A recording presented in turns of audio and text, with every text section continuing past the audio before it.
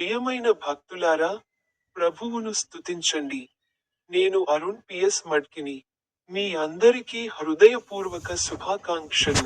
ఈ రోజు ఫిబ్రవరి 16వ రోజు, 2026 సంవత్సరం 2వ నెల. నేను జార్ఖండ్ రాష్ట్రంలోని లాతేహార్ జిల్లాలోని రిచుగుట రైల్వే స్టేషన్లో లేను. కాబట్టి ఉదయం మరియు రాత్రి ప్రయాణాలు మెట్రో మరియు రైల్వే రైళ్లలో చేర్చబడ్డాయి. నేను అతని బైబిల్ వచనాలలో ఒకదాని గురించి మాట్లాడాను.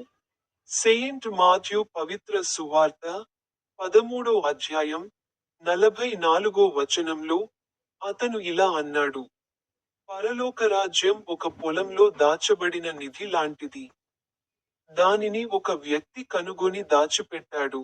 తన ఆనందానికి ఆనందంగా, అతను వెళ్లి తన వద్ద ఉన్నదంతా అమ్మేసి ఆ పొలాన్ని కొన్నాడు.